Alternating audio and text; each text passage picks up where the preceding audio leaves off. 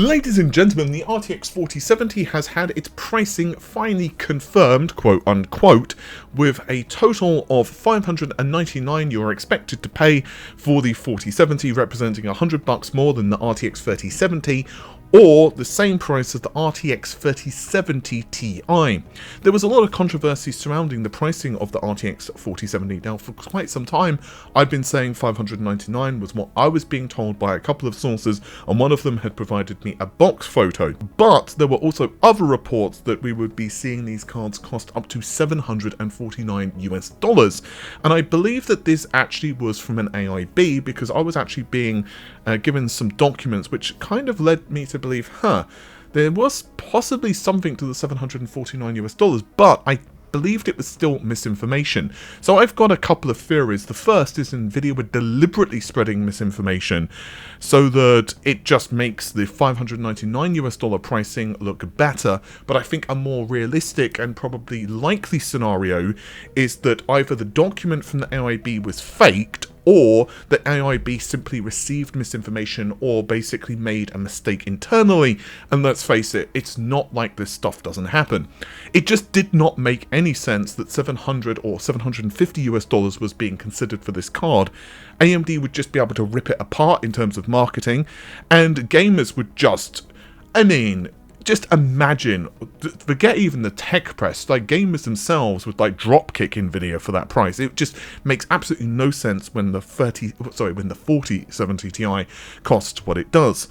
Either way, there's not much change for the rest of the specifications. 5,880 CUDA cores, 88 CUDA cores, excuse me.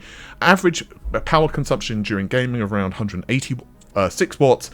The TGP though is 200 watts, and of course 12 gigabytes of memory, giving us a grand total of 504 gigabytes per second bandwidth. From what I've been told from my source, we're looking at a performance level of about the RTX 3080, give or take some. It's probably going to be very dependent upon the application in the game. Obviously the RTX 3080 is also available in a couple of different memory configurations.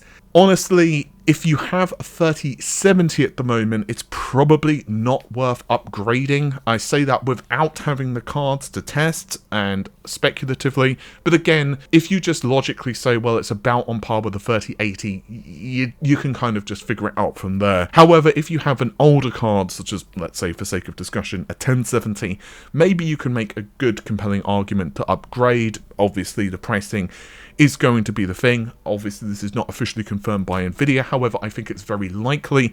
Again, video cards have leaked this themselves through other sources, and now we have the image. My own sources are telling me that it's $599, and just logically speaking, it's a price point which does make sense for the market.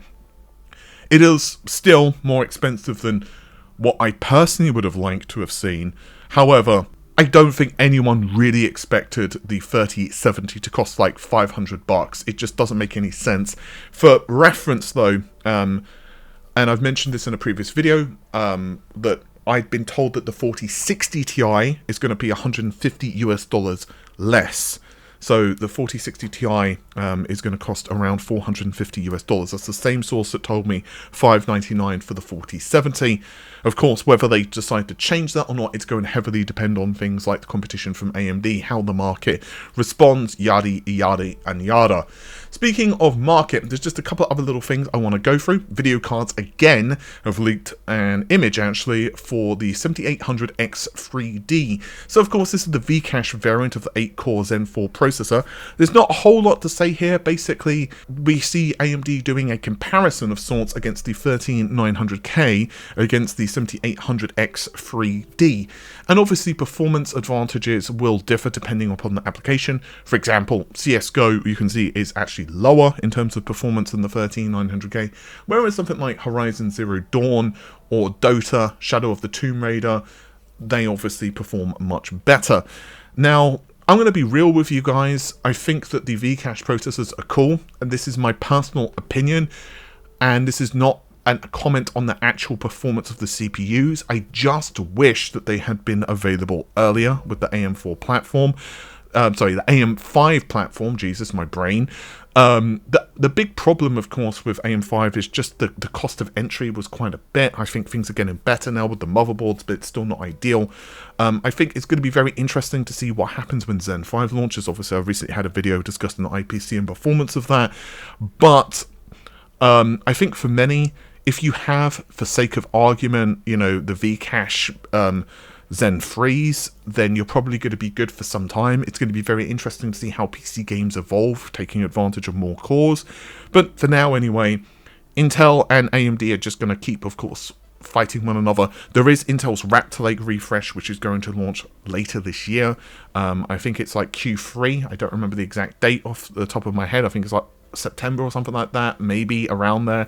I don't have my notes open, so that's probably wrong, but I'm pretty sure it's late Q3. But yeah, there's not much to say about Raptor Lake. It's basically the Raptor Lake refresh. It's basically the same thing. Copy and pasta. Only difference is higher clock frequency. I don't think it's going to do super well against the V caches, but I don't have the benefits of seeing the benchmarks. Speaking of benchmarks, great segue. The 7600M XT has actually, well, been seen in a benchmark, so that's nice.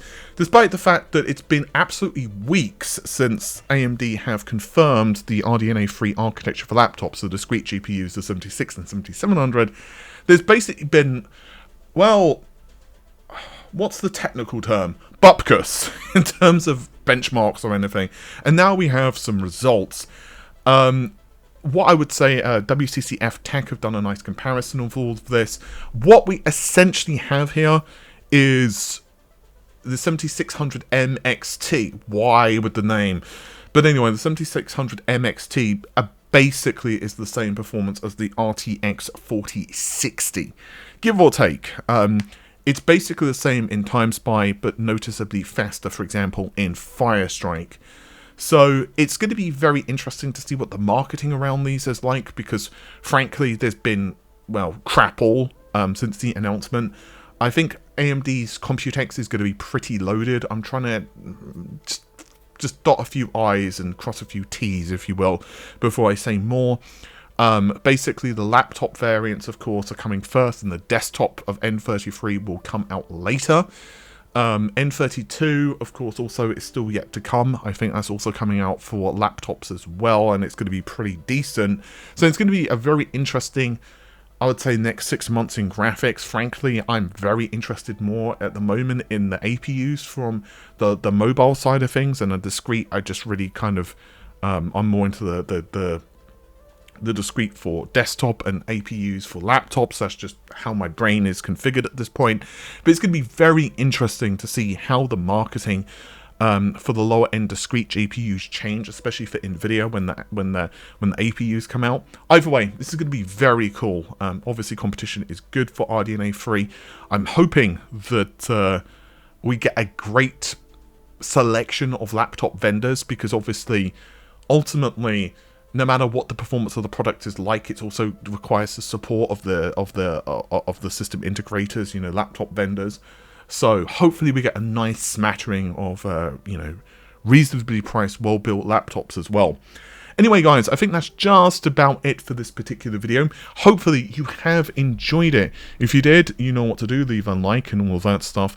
Audio only for today, because I'm just finishing off a few things in real life, so it's a quicker, shorter work day for me, but normal service should probably resume tomorrow or Tuesday. With that said, have an amazing day, stay safe, bye for now.